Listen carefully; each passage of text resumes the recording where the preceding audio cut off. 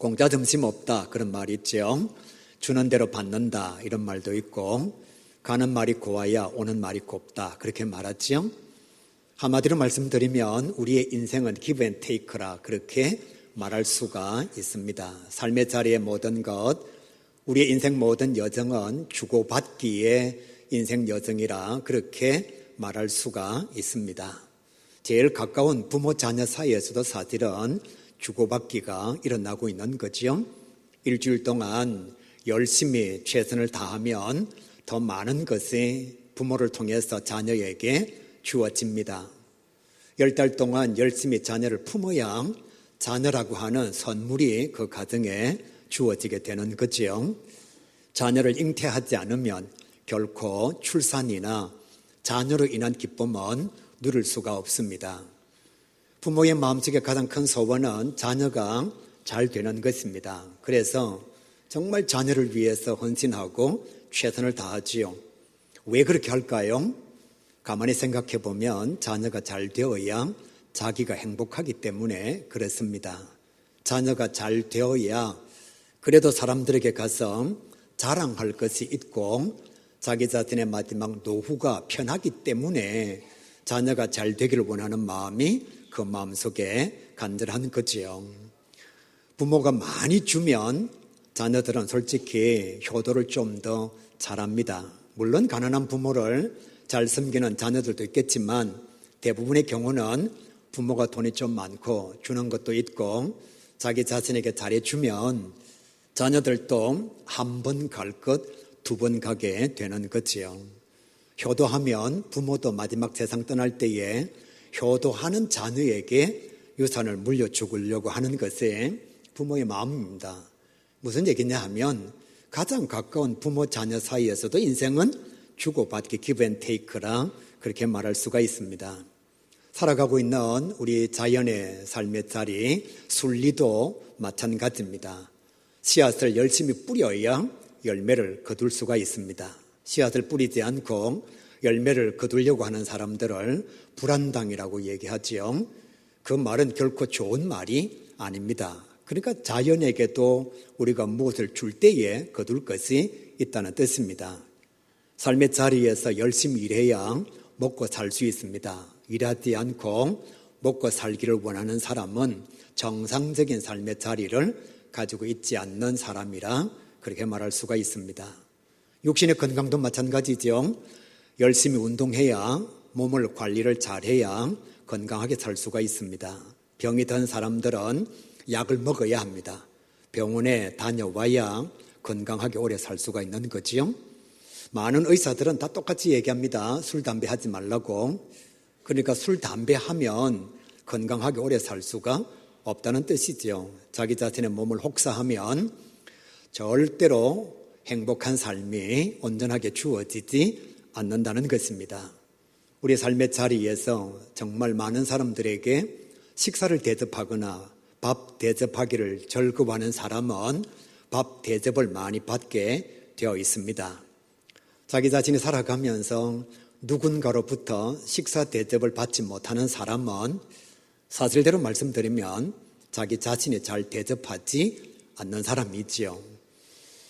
결코 삶의 자리에서 억울해하지 마시기를 바랍니다. 욕 많이 먹는 사람들 있죠. 원치 않는 좋지 못한 소리를 많이 듣는 성도들 우리 가운데 있을 것입니다. 100% 그런 것은 아니지만 그래도 많은 사람들에게 좋지 못한 얘기를 많이 듣는 사람, 욕을 많이 듣는 사람, 좋지 못한 험담의 거리에 주제가 되는 사람, 평상시에 그 사람이 심는 것이 욕이라고 하는 사실이에요. 남 험담하기를 좋아하면 돌아서 나에게 험담이 돌려올 수밖에 없습니다. 내가 누군가를 칭찬하면 사람들이 다 알아요. 목사님은 칭찬하기를 좋아한다는 사실을. 그러면 다른 사람들에게 말할 때에 우리 목사님은 참 좋은 분이라고 그렇게 말하게 되는 거지요. 평상시에 내가 칭찬하지 아니하고 다른 사람들의 험담이나 욕을 많이 하다가 보니까 자기는 아니라고 말하지만 그게 소문으로 돌아서 다른 사람들의 귀에 들어가게 되면 그 사람들이 모였을 때에 내 자신의 험담을 할 수밖에 없습니다. 생각해 보세요. 경조사는 철저하게 주고받기입니다. 교회에 경조사가 일어났을 때 광고를 참 많이 합니다. 여러분 장례식에 함께 동행해 주었으면 좋겠습니다. 그 집에는 올 사람이 많지 않습니다. 열심히 광고해도 평상시에 그 사람이 남의 장례식에 잘 가지 않는 사람은 정말 사람들이 잘 가지 않아요. 부조하기를 좋아하지 않는 사람은 자기 가정에 무슨 문제가 발생했을 때에 마찬가지로 부조하는 사람이 그렇게 많지 않습니다. 안타까운 것은 자기는 잘 다니지 않으면서 자기 집에 경조사가 일어났을 때 성도들이 오지 않으면 섭섭해하는 사람들이 의외로 많아요. 뿌린 대로 거두는 것이 우리 삶의 자리입니다. 내가 무엇을 행할 때에 열매가 찾아오는 거예요. 사랑하는 성도 여러분, 삶의 자리도 이와 같고 우리 신앙의 자리도 마찬가지입니다. 기도해야 응답을 받습니다. 아무리 기도가 능력이 있다, 하나님께서 우리의 기도를 들으신다라고 설교를 들어도 여러분이 기도하지 않으면 하나님의 응답을 받을 수가 없습니다. 내가 무엇인가 심어야 거둘 수가 있고 내가 하나님 앞에 기도를 드려야 하나님의 응답을 받을 수가 있습니다. 삶의 자리도 주고받기고 신앙의 자리도 주고받는 기브앤테이크의 모습이 여전히 자리 잡고 있다, 그렇게 말할 수가 있습니다. 교회가 부흥되기를 원하면 전도해야 합니다. 여러분 기도하면서 하나님 우리 가야교회가 부흥하기를 원합니다. 정말 우리 가야교회가 하나님의 나라가 확장되어지기를 원합니다.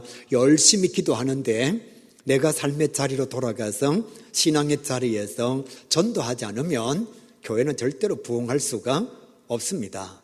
내가 말씀의 씨앗을 뿌리고 심을 때에 한 영혼을 하나님의 사람으로 거둘 수가 있는 거죠. 신앙의 자리에서 기도도 하지 않고 응답을 받기를 원하거나 전도도 하지 않으면서 많은 영혼이 우리 가야교회에 오기를 원하는 사람들은 세상에서 마찬가지로 수고하지 않고 부자가 되기를 원하는 불안당의 마음을 가진 사람과 똑같은 성도라 그렇게 말할 수가 있습니다. 하나님의 말씀, 성경을 배워야 이단을 이길 수가 있습니다. 여러분 교회를 아무리 오래 다녀도 성경을 배우지 않으면 이단을 이길 수가 없어요. 20년, 30년 교회를 다녀도 단 한 번도 성경 공부반에 들어가서 하나님의 말씀을 배운 적이 없으면 여러분은 복음의 진리의 핵심을, 정수를 알기가 어렵습니다. 그러면 여러분을 미혹하기 위해서 다가오는 이단들을 이길 수가 없는 거지요. 교회 오래 다니는 것 절대로 자랑하지 마시고 하나님의 말씀을 가까이 해서 이단들을 충분히 이길 수 있는 말씀의 자리에 여러분의 삶의 자리를 두는 주의 백성, 우리 가요계 모든 성도 꼭 될 수 있기를 우리 주님의 이름으로 간절히 축복합니다. 우리가 가장 소중하게 생각하는 구원의 은혜도 마찬가지예요. 하나님과 우리 사이에도 주고받기가 일어나고 있다는 거예요. 우리가 하나님 앞에 드릴 때 하나님께서 우리에게 주시고 하나님께서 우리에게 주셨으니까 우리가 하나님께 영광을 돌리는 거예요. 믿음은 선물입니다. 하나님이 주신 거예요. 구원은 주의 은혜입니다. 하나님께서 우리에게 먼저 다가오셔서 허락해 주신 사랑이요 축복입니다. 하나님께서 우리에게 주신 것입니다. 그러니까 여러분 일평생 동안 하나님 앞에서 예배를 드리는 거예요. 1년에 52주 이 자리에 나와서 놀기 좋은 계절에 아니면 오라는 곳 많은 시들에 하나님 앞에 나와 예배 드리는 것 결코 쉽지가 않습니다. 그런데도 왜 하나님께 영광을 돌리고 찬양하고 말씀을 전하고 하나님께서 원하시는 온전한 삶의 자리를 하나님께 바치고 있을까요? 구원의 은혜가 감사해서 믿음을 나에게 선물로 주셨으니까. 그러니까 우리의 신앙의 자리에서 가장 중요한 구원도 주고받기입니다. 하나님의 은혜도 주고받기예요. 하나님께서 주시니까 영광을 돌리는 겁니다. 우리가 하나님께 드리니까 하나님께서 더 좋은 것으로 축복해 주시는 거예요. 생사 여탈권은 하나님께 있습니다. 안 믿는 사람들은 자기 인생의 주인이 자기지만 예수를 믿는 사람은 생사 여탈권의 주관자가 하나님이시라는 사실을 고백하고 있습니다. 무슨 얘기냐? 내 삶의 모든 것을 주장하시고 주관하시고 나의 삶을 인도하시는 목자가 하나님이시라는 사실을 고백하는 자가 성도라는 거예요. 그러니까 보십시오. 우리는 하나님께로부터 받은 이 생명 50년이 되든 70년이 되든 100년이 되든 열심히 하나님의 영광을 위해서 사용하다가 하나님께서 부르시는 그날 우리의 생명, 우리의 영혼을 다시 다 하나님께 돌려드립니다. 그게 우리 장로님 기도하신 천국 입성이거든요. 하나님의 나라에 들어가는 것이거든요. 예수 믿지 않는 사람들은 생명이 자기 것입니다. 내 인생의 주인은 자기 자신이라고 생각하는 거예요. 그래서 사는 날 동안에도 이 생명을 통해서 하나님께 영광을 돌리지 않습니다. 그리고 세상을 떠날 때에도 이렇게 말합니다.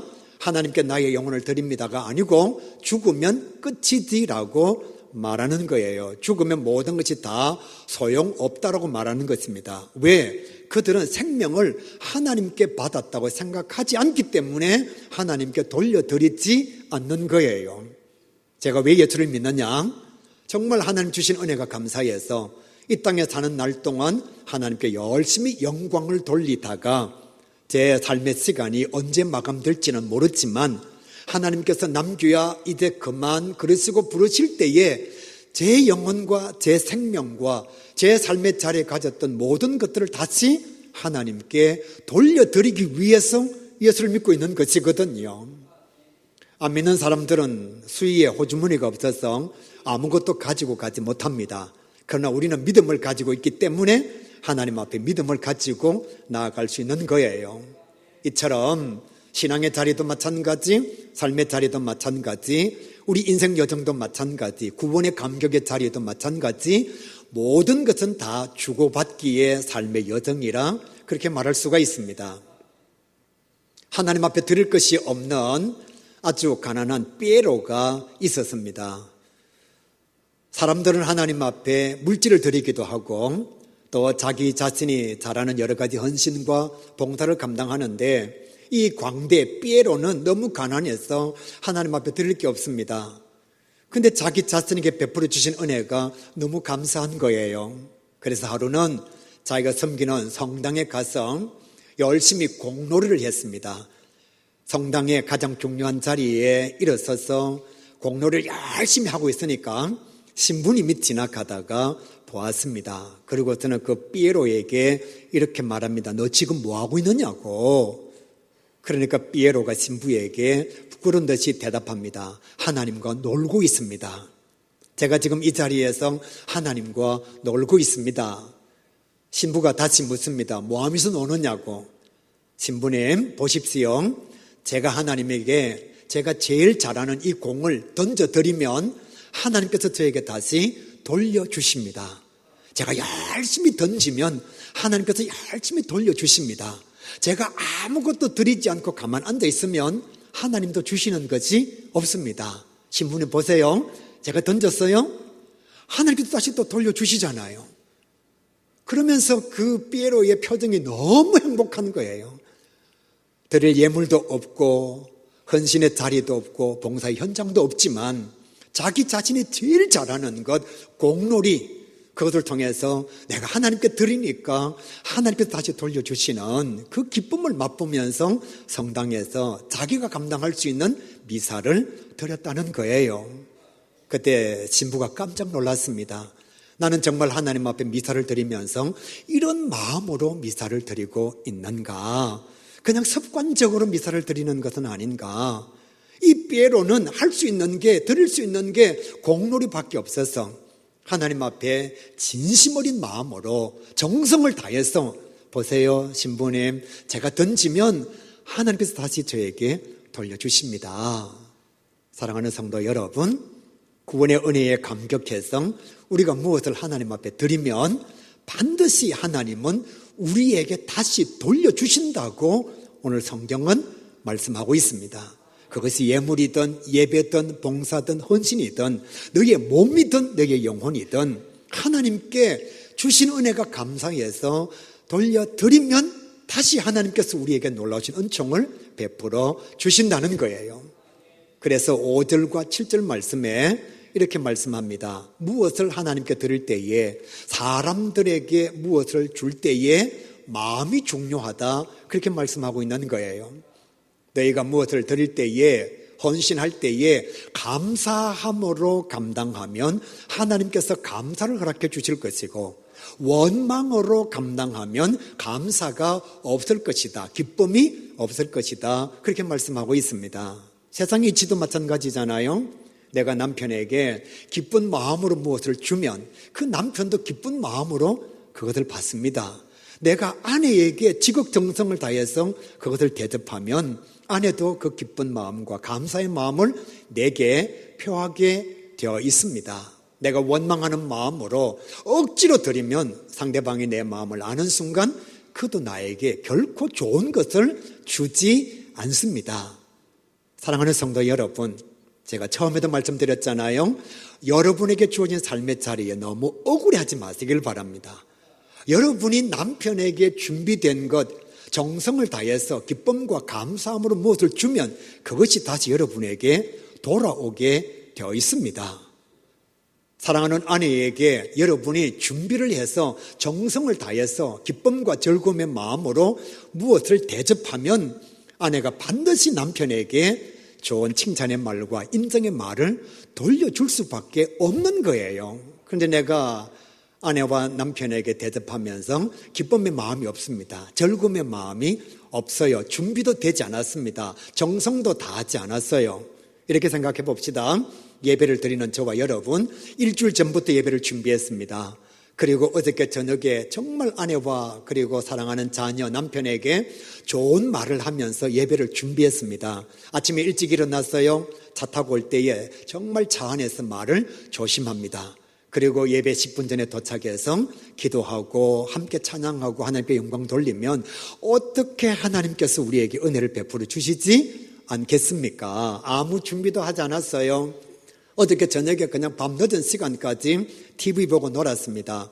그러다가 보니까 아침에 일찍 일어나질 못했어요. 예배 시간에 늦었어요. 준비되지도 않았고 정성도 다하지를 못했습니다. 당연히 늦으니까 마음속에 짜증과 원망과 불평의 마음이 찾아올 수밖에 없죠. 그런 상태에서 찬양하고 기도하고 예배드리고 설교를 들으면 어떻게 우리의 마음속에 감사가 넘치겠느냐 말이에요. 아내의 생일날, 남편의 생일날, 부모님의 생신날, 정말 내가 1년 전부터 돈을 준비하고 선물을 뭐 할까, 정말 포장은 어떻게 할까, 정성을 다해서 준비하고 그리고 드릴 때에 환한 미소와 함께 즐거운 마음의 상태를 가지고 부모님에게 선물 드리면 그 부모님이 얼마나 좋아할까요? 그리고 자기 자신이 가지고 있는 감사와 칭찬을 표할 수밖에 없습니다. 그래서 무엇을 드릴 때에, 무엇을 심을 때 정말 중요한 게 뭐냐? 마음이라는 거예요. 사랑하는 가요교회 성도 여러분, 사람들에게 무엇을 대접할 때도 마찬가지, 땅에 무엇을 심을 때도 마찬가지, 회사에서 일감을 감당할 때도 마찬가지, 교회에서 예배를 드릴 때도 마찬가지, 여러분의 마음속에 감사와 기쁨과 즐거움과 준비와 정성의 마음이 가득 차 넘쳐나서 더 좋은 것을 받아 누리는 하나님의 사람 꼭 될 수 있기를 간절히 바랍니다. 6절은 두 번째로 이렇게 말씀합니다. 심는 것이 중요하다. 사람들은 심은 대로 거둔다는 원칙을 다 알고 있습니다. 욕을 심으면 욕이 돌아옵니다. 불평을 심으면 불평이 돌아와요. 알면서도 사람들은 어떻게 살아가느냐? 자꾸 나쁜 걸 심어요. 악함을 심어요. 사람들에게 좋지 못한 험담을 하니까 험담이 돌아올 수밖에 없는 거죠. 우리는 사랑하는 자녀들에게 이렇게 말합니다. 콩 심은 데 콩 나고 팥 심은 데 팥 난다고 얘기합니다. 그러면서도 자기는 콩 심어놓고 저는 수박을 거두려고 합니다. 이게 얼마나 잘못된 거예요? 또 자기 자신에게 콩을 심었는데 콩이 돌아오면 콩을 거두게 한 자를 원망하는 거예요. 돌려주는 자를 원망하는 것입니다. 성경은 분명히 말씀합니다. 네가 무엇을 심으면 그 무엇을 거두게 되어 있다라고 말씀하는 거예요. 오늘 말씀을 듣고 삶의 자리로 돌아가거든 사랑하는 성도 여러분, 사랑을 심으시기를 바랍니다. 정말 많은 사람들에게 아름다움을 심으시기를 바랍니다. 만나는 모든 사람들에게 칭찬과 인정과 격려와 위로를 심는 하나님의 사람 될 수 있기를 간절히 바랍니다. 하나님 앞에 드릴 때도 마찬가지예요. 감사를 드리면 감사가 오고요. 사랑을 드리면 사랑이 내게 찾아오게 되어 있습니다. 심는 것이 중요하다의 두 번째 내용이 무엇인가 하면 많이 심으면 많이 거둔다는 겁니다. 적게 심으면 적게 거둡니다. 여러분 이상한 눈으로 쳐다보지 마세요. 공부 열심히 하면 성적 좋습니다. 잠 많이 자면 눈 띵띵 부습니다. 이거는 많이 하면 많이 거두게 되어 있는 거예요. 여러분 주변의 삶을 한번 돌아보십시오. 평상시에 많이 싸우는 사람은 싸움의 자리가 자꾸 찾아옵니다. 어쩔 수가 없어요. 왜? 자기가 심는 것이 싸움이거든요. 부부 사이에 원망이나 불평이 많은 부부는 말을 하면 할수록 원망과 불평이 쌓여갑니다. 많이 심으면 많이 거두고 적게 심으면 적게 거둡니다. 천석구는 천석을 거두고 만석구는 만석을 거둡니다. 논이 한마디기밖에 없는 사람은 아무리 많이 심어도 한마디기의 곡식밖에 거둘 수가 없다는 사실이에요. 그러니까 성경은 뭐라고 얘기하느냐? 심는 것이 중요한데 첫 번째는 무엇을 심느냐가 중요하다. 두 번째, 많이 심으면 많이 거두고 적게 심으면 적게 거두니까 심는 양이 중요하다. 그렇게 말씀하는 거예요. 그러니까 많이 드리면 내가 많이 받는 거예요. 내가 사랑을 많이 베풀면 사랑을 많이 받을 수가 있습니다. 마지막 8절 말씀에 보면 드림의 대상이 중요하다 그렇게 말씀하고 있습니다. 모든 것은 다 하나님께서 주셨다. 믿지 않는 사람은 no, 믿는 사람은 yes. 우리에게 주어진 모든 것은 다 누가 주셨느냐? 하나님께서 주신 거예요. 그래서 우리가 하나님께로부터 받았으니까 하나님께 드리는 겁니다. 내가 하나님께 무엇을 드리면 하나님께서 나에게 주십니다. 여러분 회사에 가서 사장님에게 잘하면 사장님이 보너스를 주지 아내나 남편이 보너스를 주는 게 아니에요. 그러니까 회사에서 열심히 하면 회사가 나에게 대가를 지불합니다. 사람에게 내가 잘하면 사람이 나에게 무엇을 주는 거예요. 그런데 성경은 이렇게 말씀합니다. 지극히 적은 자에게 내 이름으로 예수님의 이름으로 냉수 한 그릇 대접하면 그 사람이 너에게 갚는 것이 아니라 내가 너에게 갚아주겠다. 세상은 이렇습니다. 사장에게 잘하면 사장이 갚아줍니다. 엄마에게 잘하면 엄마가 갚아줍니다. 아빠에게 잘하면 아빠가 갚아줍니다. 남편에게 잘하면 남편이 갚아줘요. 근데 성경은 뭐라고 얘기하느냐? 지극히 적은 소자에게 하나님의 이름으로 대접을 하면 그 사람이 너에게 갚아주는 것이 아니라 하나님께서 너에게 갚아주신다. 그렇게 말씀하시는 거예요.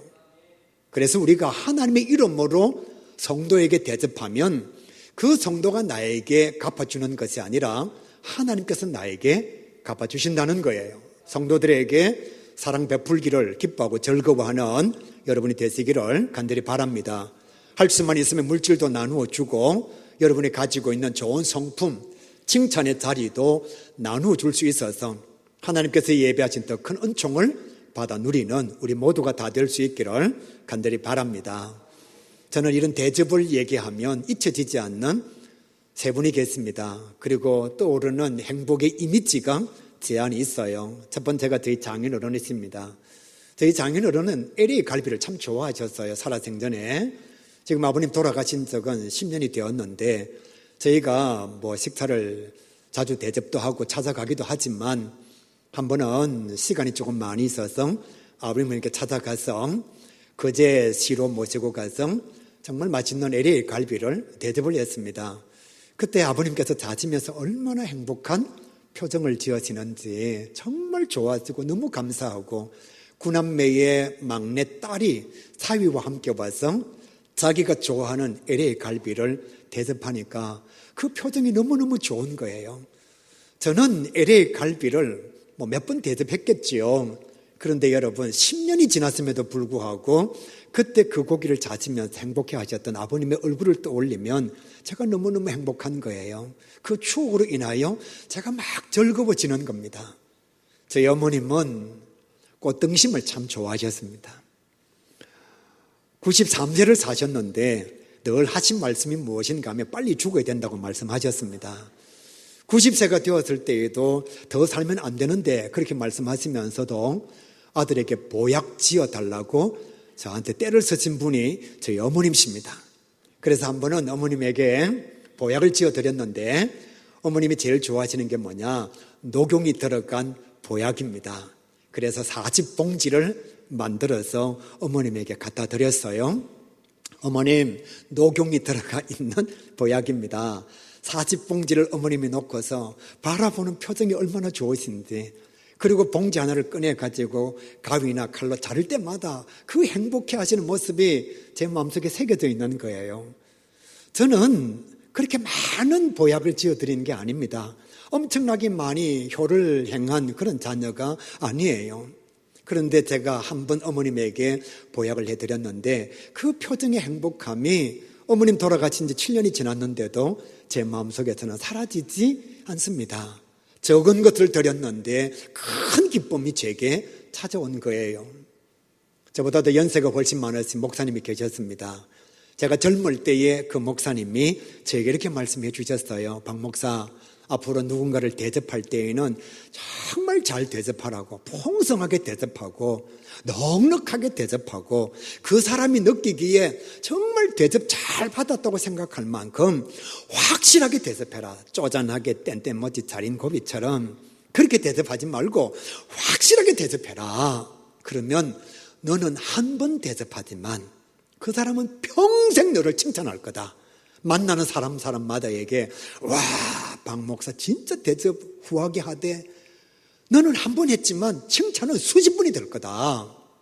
사랑하는 성도 여러분, 준비되어진 마음으로 정성을 다해서 기쁨과 즐거움으로 내가 무엇을 드리면, 무엇을 심으면 내게 찾아오는 감사와 기쁨은 이것과는 비교할 수 없는 거예요. 아버님 돌아가신 지 10년이 되었고 어머님 돌아가신 지 7년이 되었는데도 저는 지금도 그 두 분의 그 행복해하던 모습을 떠올리면 제가 막 행복해지는 겁니다. 지금 설교를 하면서도 사실은 눈에 눈물이 맺히는 거예요. 왜? 그 행복해하시는 모습이 제 마음속에 새겨져 있으니까요. 예배 드릴 때에도 우리가 이런 마음으로 예배를 드리면 하나님께서 얼마나 기뻐하실까? 그 하나님께서 영광을 받으시고 내게 얼마나 놀라우신 은총을 베풀어 주실까? 우리 찬양들을 한번 보십시오. 지난주도 연습을 했습니다. 1시간 반 전에 와서 또 연습을 합니다. 그리고 찬양할 때도 틀릴까 노심초사하는 마음으로 하나님 앞에 찬양을 드립니다. 그런데 서 있기는 사람들 앞에 서 있어요. 노래는 사람들 앞에서 합니다만은 찬양의 영광은 하나님께서 받았습니다. 그런데 하나님께서 아십니다. 무엇을 준비를 한 자와 정성을 다하는 자와 기쁨과 즐거움으로 찬양하는 자, 반대로 준비도 되지 아니하고 정성도 없고 가사도 모르고 악보도 틀리고 기쁨과 즐거움의 마음이 없는 자가 드리는 찬양을 하나님은 아신단 말이에요. 받으신 하나님께서 누구를 더 많이 축복하시겠느냐? 이건 너무 쉬운 거예요. 왜? 우리는 세상의 이치와 가치를 알고 있으니까 심은 대로 거두는 거거든요. 예물만 그런 것이 아니라 우리 모든 신앙의 과정이 다 그러하다는 거예요. 하나님의 사람 노아가 홍수의 상황 속에서 하나님 앞에 방주를 만들어서 바쳤습니다. 배 만드는 게 쉽지가 않습니다. 하나님 앞에 이 방주를 드리니까 하나님께서 홍수 가운데서 그의 가족을 다 살려주셨습니다. 방주 하나하고 사람의 생명이 바뀌어지는 거예요. 그것만이 아니라 새로운 인류의 조상이 되게 해 주셨습니다. 아담의 계대가 다 끝이 나고 노아의 가족으로 말미암아 인류 역사가 다시 시작이 된 거예요. 배 하나 만들었는데 인류 조상이 된 것입니다. 아브라함은 하나님 앞에 독자 이삭을 드렸어요. 하나님께서 그 이삭의 생명을 받으신 것이 아니라 독자 이삭을 드리는 아브라함의 믿음을 받으신 거예요. 그리고서는 아브라함에게 축복하시기를 열국의 아비가 되게 해주시고 믿음의 조상이 되게 해주시고 큰 민족을 이루게 해주셨습니다. 드리는 신용만 했는데, 아들을 드리는 믿음만 가졌는데 하나님이 주신 건 뭐냐? 놀라운 축복이에요. 놀라운 은총을 허락해 주신 것입니다. 우리가 오늘 드렸던 찬양의 주인공 막달라 마리아, 그는 자기의 전 재산과도 같은 순전한 나드향 한 근을 예수님의 발에 부었습니다. 요즘 돈으로 환산하면 약 한 3천만 원쯤 됩니다. 엄청난 거죠. 그 향유를 예수님의 발에 부었을 때에 예수님의 그 향유를 드리니까 예수님께서 칭찬을 베풀어 주셨습니다. 뭐라고 말씀하셨느냐? 복음이 전해지는 모든 곳에 이 여인이 행한 일이 전해질 것이다. 마리아는 딱 한 번 3천만 원의 향유를 예수님의 발에 부었는데 2000년 동안 교회가 존재하는 모든 곳에는 설교가 진행되어질 때마다 마리아의 이야기를 하지 않는 목사가 없습니다. 한 번 드렸는데 2000년 동안 수많은 교회에서 막달라 마리아의 이름이 축복의 이름으로 선포가 되어지는 거예요. 하나님의 사람 사도 바울은 고난과 환난 속에서 복음을 전했습니다. 교회를 세우고 하나님의 일꾼들을 양성했어요. 자기가 세운 데살로니가 교회에 너무 가고 싶은데 할 일이 많아서 가지를 못했습니다. 그래서 영적 아들 디모데를 데살로니가 교회 성도들을 위로하라고 보내었습니다. 환난과 고난 속에서 예수 잘 믿으려고 애를 쓰니까 그게 너무 고마워서 위로하라고 영적 아들 디모데를 보내었는데 디모데가 데살로니가 교회 갔다가 돌아와서 데살로니가 교회 성도들의 신앙을 보고하는데 이게 막 엄청난 내용이에요. 교회가 잘 되고 있고 믿음의 본이 되고 있고 사랑의 수고 믿음의 역사가 마게도냐와 아가야 온 지방에 소문으로 다 퍼졌고 교회는 점점 성장하고 있습니다. 이 소문을 디모데를 통해서 보고를 받은 거예요. 성경은 이렇게 말씀하고 있습니다. 사도 바울이 데살로니가 교회 성도들을 향해서 나는 작은 위로를 너희들에게 보내었는데 너희들은 나에게 엄청난 위로를 보내주었다.